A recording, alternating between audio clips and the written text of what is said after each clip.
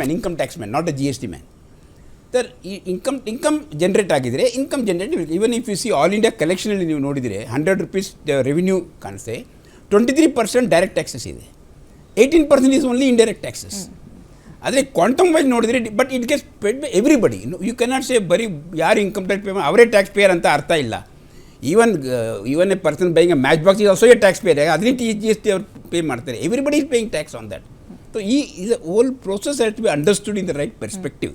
ಆದರೆ then effect ಬರುತ್ತೆ, then common man will realise on that. Okay, common man ಆಗಿ ನಿಮ್ಮ ಲಾಸ್ಟ್ ಕಾಮೆಂಟ್ ಅವರೇ.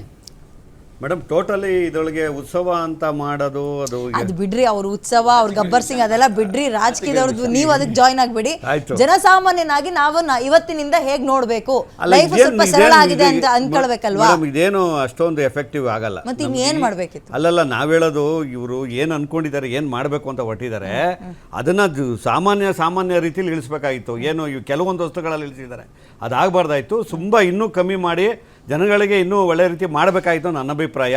ಬಟ್ ಇದೇನು ಇಷ್ಟೊಂದು ಯಾರಿಗೂ ಕಾಮನ್ ಪೀಪಲ್ಗೆ, ಸಾಮಾನ್ಯ ವರ್ಗದ ಜನತೆಗೆ ಇದರಿಂದ ಏನು ಉಪಯೋಗ ಆಗಲ್ಲ. ಕಾಂಗ್ರೆಸ್ ಒಪ್ಕೊಂಡಿದ್ಯಲ್ರಿ ಅದನ್ನ, ಬಹಳ ಉಪಯೋಗ ಆಗುತ್ತೆ ಇವತ್ತಿನಿಂದ ಅಂತ. ಕಮ್ಮಿ ಆಗ್ಬೇಕು ಅಂತ ನಾವು ಹೇಳಿದೀವಿ. ಕಮ್ಮಿ ಆಗ್ಬೇಕು ಅಂತ ಜನಸಾಮಾನ್ಯರಿಗೆ ಒಳ್ಳೇದಾಗುತ್ತೆ ಅಂತ ಹೇಳ್ತಾ ಇಲ್ಲ ಮೇಡಮ್, ಕಮ್ಮಿ ಆಗ್ಬೇಕು ಅಂತ ಹೇಳಿದ್ದಾರೆ. ಬಟ್ ಯಾವ್ದ್ರಲ್ಲಿ ಇವಾಗ ನಾನೊಂದು ಇವ್ರು ಕೇಳೋದೇನು ಅಂದ್ರೆ, ಯಾವ್ದು ಏನು ಅನುಕೂಲ ಆಗುತ್ತೆ ದಯವಿಟ್ಟು ವಿವರವಾಗಿ ಹೇಳಿ, ನಮಗೂ ಅರ್ಥ ಆಗುತ್ತೆ ಏನಂತ. ಇವಾಗ ನಾನೊಬ್ಬ ಸಾಮಾನ್ಯ ವ್ಯಾಪಾರಸ್ಥ, ನನಗೇನು ಗೊತ್ತಿಲ್ಲ, ನಾನು ಅಂಗಡಿ ಓಪನ್ ಮಾಡ್ತೀನಿ, ವ್ಯಾಪಾರ ಮಾಡ್ತೀನಿ, ಸರಕು ಇಳಿಸ್ತೀನಿ, ಮಾರ್ತೀನಿ, ಕಳಿಸ್ತೀನಿ. ನೀವು ಏನು ಜನಗಳಿಗೆ ಇದರಿಂದ ಅನುಕೂಲ ಮಾಡ್ತಾ ಇದ್ದೀರಿ, ಏನಾಗಿದೆ ಅಂತ ನೀವು ಹೇಳಿ ನೋಡೋಣ. ಓಕೆ ಲಾಸ್ಟಿಗೆ ಜೇಕಬ್ ಕ್ರಾಸ್ಟಾ ಸರ್, ನನ್ನ ವಾಯ್ಸ್ ನಿಮ್ಗೆ ಕೇಳ್ತಾ ಇದೆ ಅನ್ಕೊಳ್ತೀನಿ. ಲಾಸ್ಟ್ ಕಾಮೆಂಟ್ ಇದ್ರ ಬಗ್ಗೆ. ಈಗ ಒಬ್ಬೊಬ್ರು ಇದನ್ನ ಒಂದೊಂದು ರೀತಿಯಲ್ಲಿ ವಿಮರ್ಶಿಸ್ತಾ ಇದ್ದಾರೆ, ಜನಸಾಮಾನ್ಯರಿಗೆ ನಿಜಕ್ಕೂ ಗೊಂದಲ ಇದೆ. ಓಕೆ, ಮುಗಿತು. ಶಿವರಾಜ್ ಕುಮಾರ್ ಅವರೇ, ನಿಮ್ಮ ಲಾಸ್ಟ್ ಕಾಮೆಂಟ್. ಈಗ ಭಾರತದ ಆರ್ಥಿಕತೆ ಜಗತ್ತಿನ ಅತಿ ದೊಡ್ಡ ಆರ್ಥಿಕತೆ. ಭಾರತವನ್ನ ಕಳೆದ 70 ವರ್ಷಗಳಲ್ಲಿ ಅಧ್ಯಯನ ಮಾಡಿದ್ರೆ ಗರೀಬಿ ಏಟಾವೋ ಅವೆಲ್ಲ ಇನ್ನೊಂದು 10 ವರ್ಷದಲ್ಲಿ ನಂಬರ್ 2+ ಹೋಗ್ತೀವಿ ಅಂತ ಬಹುದೊಡ್ಡ ಆರ್ಥಿಕತೆ. ಇವತ್ತು ಭಾರತದ ಪ್ರಗತಿಯನ್ನ ಕಾಂಗ್ರೆಸ್ನವರು ಸಹಿಸ್ಕೊಳ್ಳೋದಕ್ಕಾಗ್ತಾ ಇಲ್ಲ. ಈ ದೇಶದಲ್ಲಿ ಸರಿಯಾದ ರಸ್ತೆ ಇರಲಿಲ್ಲ, ಈ ದೇಶದಲ್ಲಿ ಸರಿಯಾದ ವೈದ್ಯಕೀಯ ಪರಿಸ್ಥಿತಿ ಇರಲಿಲ್ಲ. ಬ್ರೈನ್ ಡ್ರೈನ್ ಹೆಸರಿನಲ್ಲಿ ಈ ದೇಶದ ವಿದ್ಯಾರ್ಥಿಗಳು ಬೇರೆ ದೇಶಕ್ಕೆ ಕೆಲಸಕ್ಕೆ ಹೋಗ್ಬೇಕಾದಂತ ಪರಿಸ್ಥಿತಿ ಈ ದೇಶದಲ್ಲಿತ್ತು. ಇವೆಲ್ಲವುಗಳನ್ನ, ಈ ಎಲ್ಲ ದೌರ್ಬಲ್ಯಗಳನ್ನ ದಾಟಿ ಭಾರತ ಇವತ್ತು ಜಗತ್ತಿನ ಅತಿ ದೊಡ್ಡ ಶಕ್ತಿಯಾಗಿ, ಜಗತ್ತಿನ ಅತಿ ದೊಡ್ಡ ಆರ್ಥಿಕ ಶಕ್ತಿಯಾಗಿರೋದಕ್ಕೆ ಈ ಎಲ್ಲದಕ್ಕೆ ಕಾರಣ ನರೇಂದ್ರ ಮೋದಿ ಅವರು.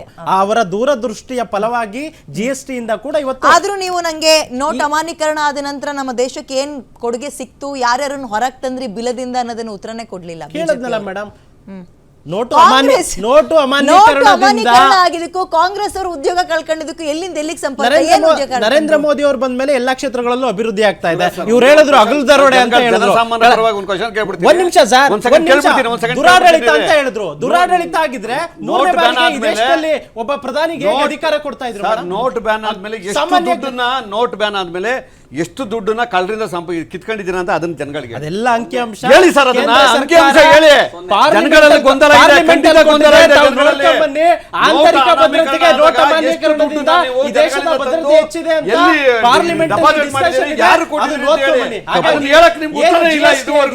ಈ ದೇಶದ ಕಟ್ಟಕಡೆಯ ಸಾಮಾನ್ಯ ನಾಗರಿಕನಿಗೂ ಕೂಡ ಅನುಕೂಲ ಆಗಿದೆ.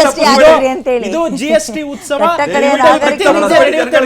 ಇದಕ್ಕೆ ಕಾರಣೀಭೂತರಾದ ನರೇಂದ್ರ ಮೋದಿ ಸ್ಕೂಲ್ ಪೆನ್ಸಿಲ್ ತಗೊಳ್ಳೋ ಮಕ್ಕಳನ್ನು ಇದ್ರೊಳಗೆ ಇನ್ಕ್ಲೂಡ್ ಮಾಡಿದ್ರಿ, ಮಕ್ಕಳು ತಿನ್ನೋ ಚಾಕ್ಲೇಟಿಗೂ ಇನ್ಕ್ಲೂಡ್ ಮಾಡಿದ್ರಿ. ಆದ್ರೆ 18% to 28% ಇತ್ತಲ್ಲ ಆಫ್ಟ್ರಾಯ್ ಕೆಳಗಡೆ, ವ್ಯಾಟ್ ಕೆಳಗಡೆ, ಅದನ್ನು ಮಾನ್ಯ ನಟರಾಜ್ ಗೌಡ್ರು ಹೇಳ್ಬೇಕು ಅಂತ ನಾವ್ ಹೇಳ್ತೀವಿ. ಅದನ್ನ ಹೇಳಿದ್ನಲ್ಲ, ಸರ್ವಿಸ್ ಟ್ಯಾಕ್ಸ್, ವ್ಯಾಟ್ ಟ್ಯಾಕ್ಸ್ ಅನ್ನೋದನ್ನೆಲ್ಲ ತೆಗೆದು GST ಅಂತ ತಂದ್ವಿ ಅಂತ ನೀವು ಹೊಗಳು ಕಳ್ತಾ ಇದ್ದೀರಿ. ಕಡಿಮೆ ಮಾಡೋದ್ವಲ್ಲ ಮೇಡಮ್, ಎಷ್ಟಿತ್ತು ಈ ದೇಶದಲ್ಲಿ? 65-70 ವರ್ಷ ಈ ದೇಶ, 60 ವರ್ಷ ಈ ದೇಶವನ್ನ 60 ವರ್ಷ ಈ ದೇಶವನ್ನ ಜನಗಳು ತಿಂಗಳ ಹಿಡಿದ್ಬಿಟ್ಟಿದ್ದೀರಿ. 8 ವರ್ಷ ಆದ್ಮೇಲೆ ಇವಾಗ ಕಮ್ಮಿ ಮಾಡ್ತೀವಿ ಅಂತ ತರಬೇಕು ಅಂತ ಅನ್ಸಿರ್ಲಿಲ್ವಲ್ಲ. 8 ವರ್ಷ ಏನ್ ಯಾಕೆ ಮಾಡ್ತಾರೆ? 60 ವರ್ಷ ಬೇಕಿತ್ತ ಇವ್ರಿಗೆ? ನರೇಂದ್ರ ಮೋದಿ ಅವರು 8 ವರ್ಷ ಮುಂಚೆ 3 ವರ್ಷದಲ್ಲಿ ಮಾಡಿದ್ದನ್ನ ವಿದ್ಯಾವಲ್ಲರ ಈಗ ನೋಡಿ, ಈಗ ಕೆಲವರು ಬಿಜೆಪಿಯವರು ಈ ಕಾಯಿನ್ ಚೆನ್ನಾಗಿ ಮಾಡ್ತಾರೆ, 60 ವರ್ಷ ಏನು ಮಾಡಲಿ, 60 ವರ್ಷ ಏನು ಮಾಡಲ್ಲ ಅಂತ. 1947 ಸ್ವತಂತ್ರ ಬಂದಾಗ ಭಾರತದ ಸಾಕ್ಷರತೆ ಬಂದು 12%, ಇವತ್ತು 82%. ಇದು ಓವರ್ ನೈಟ್ ಆಗುವಂಥ ವಿಷಯ ಅಲ್ಲ. 6 ಲಕ್ಷ ಹಳ್ಳಿಗಳಿಗೆ ಮೂಲಭೂತ ಸೌಕರ್ಯಗಳು, ರಸ್ತೆ, ಒಳಚರಂಡಿ, ನೀರು, ವಿದ್ಯುತ್, ಆಸ್ಪತ್ರೆ, ಶಿಕ್ಷಣ ಇವೆಲ್ಲ ಕೊಟ್ಟಿದ್ದು. ನೋಡೋಣ, ಕೇಳಿ, ಸಮೀಕ್ಷೆ ಕೇಳಿ, ಮಾಡ್ತಾ ಇದ್ರಲ್ಲ, ಎಷ್ಟು ಬರುತ್ತೆ ಒಂದು ನಿಮಿಷ ಅಂತ. ನಾನು ನಿಮ್ಗೆ ಹೇಳ್ಬಿಡ್ತೀನಿ. ಶೌಚಾಲಯ, ಈಗ ಆರ್ಥಿಕತೆ ಈಗ ಅವೆಲ್ಲ ಯಾವ ಹಂತದಲ್ಲಿದೆ ಇವೆಲ್ಲ ನೋಡೋಣ. ಬೆಳ್ಕೊಂಡು ಬಂದದ್ದು. ಆಮೇಲೆ ಈ ಆರ್ಥಿಕತೆ ಇನ್ಕ್ರೀಸ್ ಆಗ್ತದಲ್ಲ, ಈ ಅಪ್ರಿಸಿಯೇಷನ್ ಇನ್ಕ್ರೀಸ್ ಆಗ್ತದಲ್ಲ, ಯಾರೊಬ್ರು ತಜ್ಞರು ಹೇಳ್ತಿರ್ತಾರೆ, ನನ್ನ ತಂದೆಯ ಕೊನೆಯ ಸ್ಯಾಲ್ರಿ ನನ್ನ ಫಸ್ಟ್ ಸ್ಯಾಲ್ರಿ ಅಂತ, ನನ್ನ ತಂದೆಯ ಕೊನೆಯ ಸ್ಯಾಲ್ರಿ ನನ್ನ ಫಸ್ಟ್ ಸ್ಯಾಲ್ರಿ ಅಂತ. ನಿಮ್ಮಪ್ಪ ಸೇರ್ಕೊಂಡಾಗ ಬರೀ 3 ರೂಪಾಯಿ ಸಂಬಳ ಸೇರ್ಕೊಂಡಾಗ ನಾನು 3,000 ಸೇರ್ಕೋತಾ ಇದ್ದೀನಿ, 13,000 ಸೇರ್ಕೋತಾ ಇದ್ದೀನಿ ಅಂದರೆ ಅದು ಹಿರಿಮೆ ಅಲ್ಲ ರೀ. ಇದು ಪ್ರಗತಿ ಅನ್ನೋದು ಆ ರೀತಿನೇ. ನಿನ್ನ ಕೊಡುಗೆ ಏನು? ನೋಟು ರದ್ದು ಮತ್ತು ಲೋಪಯುಕ್ತ GST ಇಂದ ದೇಶವನ್ನು ದುರಂತಕ್ಕೆ ತಳ್ಳಿದ್ದು ನಿಮ್ಮ ಕೊಡುಗೆನ. ಕಳಪೆ ನಿರ್ವಹಣೆ ಮಾಡೋ ಮುಖಾಂತರ ಕೊರೋನಾದಲ್ಲಿ ಕಳಪೆ ನಿರ್ವಹಣೆ ಮಾಡೋ ಮುಖಾಂತರ ದೇಶವನ್ನು ದುರಂತಕ್ಕೆ ತಳ್ಳೋದಲ್ಲ, ಅದು ನಿಮ್ಮ ಪ್ರಪಂಚದ ಅನೇಕ ಈಗ ದೇಶಗಳಿಗೆ ಕೇಳಿ. ವ್ಯಾಕ್ಸಿನ್ ಕೊಟ್ಟಿದ್ದು ಅದು- ಅದು- ಮೋದಿಯವರ ಸರ್ಕಾರ. ಅದು ಕೇಳಿ. ಅದು ಸೈಂಟಿಸ್ಟ್ಗಳು ಕಾಂಗ್ರೆಸ್ ನೆನ್ನೆ ಮೊನ್ನೆ ಹುಟ್ಟಲಿಲ್ಲ. ಸೈಂಟಿಸ್ಟ್ಗಳು, ರಿಸರ್ಚ್ ಲ್ಯಾಬ್ಗಳು, ಈ ದೇಶದ ಚಿನ್ನವನ್ನು ಅಡವಿಟ್ಟ ಈ ದುಸ್ಥಿತಿಯನ್ನು ನಾವು 1992 ದಶಕದಲ್ಲಿ ಇಲ್ಲ, ನೋಡಿದ್ದೇವೆ. ಖಂಡಿತ. 90 ಈ ದೇಶ ಆ ರೀತಿನೇ ಬೆಳ್ಕೊಂಡ್ ಬಂದಿದ್ದು, ಕಟ್ಕೊಂಡ್ ಬಂದಿರೋದು ಆ ರೀತಿನೇ. ನಾವೇನ್ ಈ ಮಾಡ್ಕೊಂಡು ದೇಶ ಅಮೆರಿಕಕ್ಕೆ ಸಡ್ಡೊಡ್ದಿದ್ದು ಯಾವ ಕಾಲದಲ್ಲಿ ಅಂದ್ರೆ ಅಟಲ್ ಬಿಹಾರಿ ವಾಜಪೇಯಿ ಅವರ ಕಾಲದಲ್ಲಿ, ನರೇಂದ್ರ ಮೋದಿ ಅವರ ಕಾಲದಲ್ಲಿ. ಕೇಳಿಸ್ಕೊಳ್ಳಿ, ಅದು ಇಂದಿರಾ ಗಾಂಧಿನೇ ಮಾಡಿದ್ರು. Emergency ನ ಇಂದಿರಾ ಗಾಂಧಿ ಮಾಡಿದ್ರು. ಅಣುಬಾಂಬ್ ಸಿಡಿಸಿ Emergency ಏರಿದ್ದು ಇಂದಿರಾ ದೇಶವನ್ನು ಗಾಂಧಿ ಮಾಡಿದ್ರು. ಇರ್ಲಿ, ನಾನೇನ್ ಹೇಳ್ತಾ ಇದ್ದೀನಿ ಅಂದ್ರೆ, ಈ ಕಳೆದ 10 ವರ್ಷದಲ್ಲಾಗಿರ್ತಕ್ಕಂಥದ್ದು ಏನ್ ಗೊತ್ತಾ, sale India and loot India. Sale India ಏನು? ನೀವು airport, Adani airport, Mangaluru airport ಹೆಸರೇನು? ಅದಾನಿ ಏರ್ಪೋರ್ಟ್ ಇವ್ರು ನಿರ್ಮಾಣ ಮಾಡಿದ್ರು. ಇವ್ರ ಕಾಲದಲ್ಲಿ ಎಷ್ಟು ಏರ್ಪೋರ್ಟ್ ಇವ್ರು ನಿರ್ಮಾಣ ಮಾಡಿದ್ರಾ? ಸೇಲ್ ಇಂಡಿಯಾ ಇವ್ರು ನಿರ್ಮಾಣ ಮಾಡಿದ್ರಾ? ಗೋವಾದಲ್ಲಿ ಪೋರ್ಟ್ಗಳು, ಗುಜರಾತಲ್ಲಿ ಪೋರ್ಟ್ಗಳು ಇವ್ರು ನಿರ್ಮಾಣ ಮಾಡಿದ್ರಾ? ಅದು ಬ್ರಿಟಿಷ್ ಕಾಲದಿಂದ ಐತರಿ. ಇವಾಗ ಯಾವ್ದು ಪೋರ್ಟ್ ಆಗವು? ಅದಾನಿ ಪೋರ್ಟ್ಗಳಾಗವೆ. ಸೇಲ್ ಇಂಡಿಯಾ ಇದು.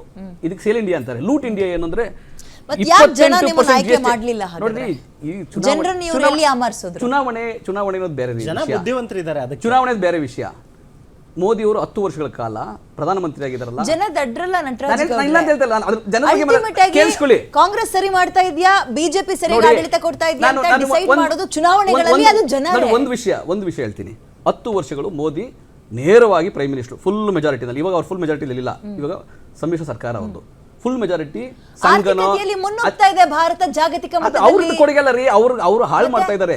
ದೇಶದ ಜನ ಶ್ರಮ ಬೀಳ್ತಾ ಇರೋದ್ರಿಂದ, ದೇಶದ ಜನ ಶ್ರಮ ಬಿದ್ದು ರಕ್ತ ಸುರಿಸಿ ಬೆವರು ಸುರಿಸಿ ದುಡಿತಾ ಇರೋದ್ರಿಂದ ಆರ್ಥಿಕ ಆಡಳಿತ ನಡೆಸ್ತಾ ಇರೋದು ಬಿಜೆಪಿ ಅಲ್ವಾ? ಮೋದಿ ಅವರ ಕೊಡುಗೆ ನೀವ್ ಹೇಳಿ, ನಿಮಗೆ ಈ ಪಾಲಿಸಿಯಿಂದ ಇವ್ರಿಗೆ ಅನುಕೂಲ ಆಯ್ತು ಅಂತ ಹೇಳಿ.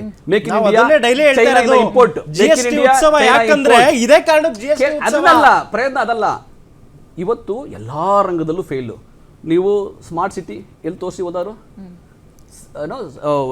ಸ್ಮಾರ್ಟ್ ಇಂಡಿಯಾ, ಸ್ಟಾರ್ಟ್ಅಪ್ ಇಂಡಿಯಾ, ಕರ್ನಾಟಕದಂತಹ ರಾಜ್ಯಗಳು, ಗುಜರಾತದ ರಾಜ್ಯಗಳು, ಮಹಾರಾಷ್ಟ್ರ ಏನು ಅನುಕೂಲ ಆಗಿಲ್ಲ ಅಂತೀರಾ ನಟರಾಜ್ ಗೌಡ್ರೆ? ನೋಡ್ರಿ, ಈ ಮಹಾರಾಷ್ಟ್ರ, ದೇಶದಲ್ಲಿ ಸ್ಟಾರ್ಟ್ಅಪ್ ಇಂಡಿಯಾದಿಂದ ಏನು ಅನುಕೂಲ ಆಗಿಲ್ಲ ಅಂತೀರಾ? 1.5 ಲಕ್ಷ ಯಾವ ಸ್ಟಾರ್ಟ್ಅಪ್ಗಳಿದೆ. ಪ್ರಮಾಣದಲ್ಲಿ startup? 1.5 ಲಕ್ಷ ಸ್ಟಾರ್ಟ್ಅಪ್ಗಳು ಈ ದೇಶದಲ್ಲಿ ಇದೆ ಮೇಡಮ್. ಕರ್ನಾಟಕ ಇಡೀ ದೇಶದಲ್ಲಿ ಸ್ಟಾರ್ಟ್ಅಪ್ಗೆ ನಂಬರ್ 1 ಬೆಂಗಳೂರು, ವುಮನ್ ಎಂಟರ್ಪ್ರೈಸರ್ಗೆ ನಂಬರ್ 1 ಬೆಂಗಳೂರು, ಇಂಡಸ್ಟ್ರಿ ಕಾರಿಡಾರ್ಗೆ ನಂಬರ್ 1 ಬೆಂಗಳೂರು, ಮೊನ್ನೆ ಮಹಿಳಾ ಬ್ಲಾಕ್ ಜಾಬ್ ಬಕ್ನವ್ರು ಕ್ರಿಯೇಷನ್, ಹೇಳಿದ್ರಲ್ಲ, ಅದನ್ನು ಮಹಿಳಾ ಕೇಳಿ ಜಾಬ್ ಮೇಡಮ್, ಕ್ರಿಯೇಷನ್, ಮಹಿಳಾ ಜಾಬ್ ಗುಂಡಿ ಕ್ರಿಯೇಷನ್ ಮುಚ್ಚಕ್ಕೆ ನಂಬರ್ 1. ಆಗ್ತಿಲ್ಲ ನಿಮ್ ಒಂದ್ ಸರ್ಕಾರ. ನಿಮಿಷ ಇರ್ರಿ, ಸಮಸ್ಯೆ ಒಂದ್ ನಿಮಿಷ BJP ಇರ್ರಿ, ನೀವಿದ್ದಾಗ್ಲೂ ನಾನು ಮಾತಾಡ್ಬೇಕಾದ್ರೆ ನೀವು ಮಾತಾಡ್ಬೇಡಿ, ಒಂದ್ ಹೇಳಿ ನಿಮಿಷ ಸರ್, ಬ್ಲಾಕ್ ಬಗ್ದು ಹೇಳಿ. ಆಯ್ತಾ? ಅದು ನೀವ್ ಹೇಳಿರಂತೀರಿ. ಬ್ಲಾಕ್ ಬಗ್ದು ಹೇಳಿ. ಮಹಿಳಾ ಜಾಬ್ ಕ್ರಿಯೇಷನ್ ನಂಬರ್ 1 ಇಂಡಿಯಾದಲ್ಲಿ. ನಾನು ಹೇಳ್ತೀನಲ್ಲ, unicorns number 1, number of multinational companies number 1, Silicon Valley number 1. ಇಡೀ ದೇಶದಲ್ಲಿ ಬೆಂಗಳೂರು, ಕರ್ನಾಟಕ ಇದೆ. ಕೇಂದ್ರ ಸರ್ಕಾರದ ಏನು ಕೊಡುಗೆ ಇರೋದು ತೋರಿಸ್ಬಿಡಿ. ರಾಜ್ಯಗಳು, ನಮ್ಮ ರಾಜ್ಯ, ಯಾಕಂದ್ರೆ ಇಂಡಸ್ಟ್ರಿಗೆ ಒತ್ತು ಕೇಂದ್ರ ಕೊಟ್ಟು, ಸರ್ಕಾರದ ಕೊಡುಗೆಗಳಿಲ್ಲದೆ ಮೆಟ್ರೋ, ಕೇಂದ್ರ ಸರ್ಕಾರದ ಕೊಡುಗೆಗಳಿಲ್ಲದೆ ಬೆಂಗಳೂರಿನ ಅಭಿವೃದ್ಧಿ. ನಿಮ್ಗೆ ಏನ್ ಗೊತ್ತಾ ವಿದ್ಯಾಮಲ್ಲಾಡ್ ಅವರೇ, 4 ಲಕ್ಷ ಕೋಟಿ ರೂಪಾಯಿ ತೆರಿಗೆ ಕಟ್ತೀವಿ ಕೇಂದ್ರ ಸರ್ಕಾರಕ್ಕೆ ವಾರ್ಷಿಕವಾಗಿ. ಕರ್ನಾಟಕ GST ನಲ್ಲಿ ಕರ್ನಾಟಕ ಟಾಪ್ ಇದೆ. ಕೇಳಿಸ್ಕೊಳ್ಳಿ, 4 ಲಕ್ಷ ಕೋಟಿ ರೂಪಾಯಿ ಕಟ್ತೀವಿ. ಎಷ್ಟು ವಾಪಸ್ ಕೊಟ್ರು ಅಂತ ಎಷ್ಟು ವಾಪಸ್ ಮುಂದೆ ಬರುತ್ತೆ? ಅಲ್ಲ ಎಷ್ಟು ವಾಪಸ್ ಬರುತ್ತೆ ನಿಮ್ಗೆ? 60,000 ಕೋಟಿ ರೂಪಾಯಿ ಮಾತ್ರ ಬರುತ್ತೆ. 4 ಲಕ್ಷ ಕೋಟಿ ರೂಪಾಯಿ ಕೊಟ್ರೆ 60,000 ಕೋಟಿ ರೂಪಾಯಿ. ಅದ್ರೊಳಗೆ ಏನ್ ಗೊತ್ತಾ, ಅದು 60,000 ಕೋಟಿ ರೂಪಾಯಿ 2 ಭಾಗ ಇದೆ. ಒಂದು ಅವ್ರದ್ದು ಸೆಂಟ್ರಲಿ ಸ್ಪಾನ್ಸರ್ ಸ್ಕೀಮ್. ಟ್ಯಾಕ್ಸ್ ಗಳು ಯಾವ ಪ್ರಮಾಣದಲ್ಲಿ ಎಂತೆಂತ ಸ್ಟೇಟಿಗೆ ಹೋಗ್ಬೇಕು ಅನ್ನೋದು ನಿಮಗೆ ಬಹಳ ಅದ್ಭುತವಾಗಿ ಗೊತ್ತಿದೆ. ಜನರಿಗೆ ಯಾಮರ್ಸೋ ಕೆಲಸ ಕಾಂಗ್ರೆಸ್ ನವರು ಮಾಡ್ತಾ ಇದ್ದಾರೆ. ವಾಪಸ್ ಟ್ಯಾಕ್ಸ್ ತಪ್ಪು ವಿದ್ಯಾಮಲ್ಲಾಡ್ ಅವರೇ, Numbers ತಪ್ಪು. ಕೇಳ್ಬೇಕು ನೀವು. ಕೇಳಿಸ್ಕೊಳ್ಬೇಕು ನೀವು ಇದನ್ನ, ದಯವಿಟ್ಟು ಇದೊಂದೇ ಒಂದು ಸಂದೇಶ ಕೇಳಿಸ್ಕೊಳ್ಳಿ. 60,000 ಕೋಟಿ ವಾಪಸ್ ಬರ್ತದೆ. ನಾನು 60,000 ಕೋಟಿಯಲ್ಲಿ ಸೆಂಟ್ರಲಿ ಸ್ಪಾನ್ಸರ್ಡ್ ಸ್ಕೀಮ್ ಅಂತ ಬರ್ತದೆ. ಅದರೊಳಗೆ 30,000 ಕೋಟಿ ರೂಪಾಯಿ, 30,000 ಕೋಟಿ ರೂಪಾಯಿ ನಮ್ಮ ಪಾಲು ಅಂತ ಕೊಡ್ತಾರೆ ಹಂಚಿಕೆನಲ್ಲಿ. ಸೆಂಟ್ರಲ್ಲಿ ಏನು ಗೌರ್ಮೆಂಟ್ ಏನು ಕೊಡ್ತದೆ ನಮಗೆ? GST ಲಾಸ್ ಆದಾದ್ಮೇಲೆ ಅದು ನಿಲ್ಸೋದಲ್ಲ, ಕಾಂಪನ್ಸೇಷನ್ ಕೊಡೋದು. ಆಮೇಲೆ 15ನೇ ಹಣಕಾಸಿನ ಆಯೋಗ ಒಂದು ಮಾತು ಹೇಳ್ತು, 11,495 ಕೋಟಿ ರೂಪಾಯಿ ಕರ್ನಾಟಕಕ್ಕೆ ನೀವು ಕಾಂಪನ್ಸೇಷನ್ ಕೊಡಬೇಕು ಅಂತ ಹಣಕಾಸಿನ ಆಯೋಗ ಹೇಳ್ತು. ಕೇಂದ್ರ ಸರ್ಕಾರ ಕೊಡಲಿಲ್ಲ. ಕೇಂದ್ರ ಸರ್ಕಾರ ಒಂದು ಪ್ರಾಜೆಕ್ಟ್ ಅವರೇ ಘೋಷಣೆ ಮಾಡಿದ್ರು, 5,300 ಕೋಟಿ ರೂಪಾಯಿ ಭದ್ರಾ ಮೇಲ್ದಂಡೆ ಯೋಜನೆಗೆ 5,300 ಕೋಟಿ ರೂಪಾಯಿ ಕೊಡ್ತೀವಿ ಅಂತ. ಅವರ ಬಜೆಟ್ ಅಲ್ಲಿ 2022 ಫೆಬ್ರವರಿ 1ನೇ ತಾರೀಕು ನಿರ್ಮಲಾ ಸೀತಾರಾಮನ್ ಘೋಷಣೆ ಮಾಡಿದ್ರು, ₹1 ಕೊಡ್ಲಿಲ್ಲ. ಸೆಂಟ್ರಲ್ ಗೌರ್ಮೆಂಟ್ ರಾಜ್ಯಗಳಿಗೆ ನ್ಯಾಯ ಮಾಡ್ತಾ ಇದೆ ದಕ್ಷಿಣ ಭಾರತಕ್ಕೆ ಅನ್ನೋದನ್ನ ತೆಗೆದಾಕ್ಬಿಡಿ. ಬಟ್ ಅನ್ಯಾಯ ಆಗ್ತಾ ಇರೋದನ್ನ ನಾವು ಪ್ರತಿಭಟಿಸಿ ಧ್ವನಿ ಎತ್ತಿ ವಾಪಸ್ ಪಡ್ಕೋಬೇಕು. ನಾವು ನ್ಯಾಯ ಪಡ್ಕೋಬೇಕು. ಆ ರೀತಿಯ ಹೋರಾಟಕ್ಕೆ ಸಂಘರ್ಷಕ್ಕೆ ಇವತ್ತು ನಾವು ಇಳಿದಿರಬೇಕಾಗಿದೆ. ಒಂದು. ಎರಡನೇದೇನಾಗಿದೆ ಅಂದರೆ, ರಾಜ್ಯದಲ್ಲಿ ನಾವು ತೆರಿಗೆ ಸಂಗ್ರಹ ಮಾಡ್ತಾ ಇದೀವಿ, ದುಡಿತಾ ಇದೀವಿ. ಈ ಎಲ್ಲ ಇನ್ಫ್ರಾಸ್ಟ್ರಕ್ಚರ್ ಇದೆಯಲ್ಲ, ಇದು ರಾಜ್ಯ ಸರ್ಕಾರಗಳ ಕೊಡುಗೆ. ಇಂಡಸ್ಟ್ರಿ ಕಾರಿಡಾರ್ ರೈತರು ತಮ್ಮ ಜಮೀನುಗಳನ್ನ ಬಿಟ್ಟುಕೊಟ್ಟು ಇಂಡಸ್ಟ್ರಿ ಬರ್ಲಿಕ್ಕೆ ಅನುವಾಗಿದ್ದಾರೆ. ನೀವು ಬೆಂಗಳೂರು ಇವತ್ತು 800 ಸ್ಕ್ವೇರ್ ಕಿಲೋಮೀಟರ್ ಆಗಿದೆಯಲ್ಲ, ಯಾವ ರೀತಿ ಆಗಿದೆ? ಅದು ಬಿಟ್ಟು ಇಡೀ ನಾವು ಈಗ ಬೆಂಗಳೂರು ರೂರಲ್ಲಿ ನೆಲಮಂಗಲ, ಹೊಸಕೋಟೆ, ದೊಡ್ಡಬಳ್ಳಾಪುರ, ದೇವನಹಳ್ಳಿ ಎಲ್ಲಾ ರೈತರು ಜಮೀನು ಬಿಟ್ಕೊಟ್ಬಿಟ್ಟವ್ರೆ already. Aerospace 1, aerospace 2, ITIR, Hosahalli, Adinarayana. ರಾಜ್ಯಕ್ಕೆ ಕೇಂದ್ರದ ಕೊಡುಗೆ ಶೂನ್ಯ ಅಂತ ಹೇಳ್ತೀರಿ ನೀವು? ತುಂಬಾ ನಮಗೆ ಕೊಡಬೇಕಾದಂತಹ ಪಾಲು ನಮಗೆ ಬರ್ತಾ ಇಲ್ಲ.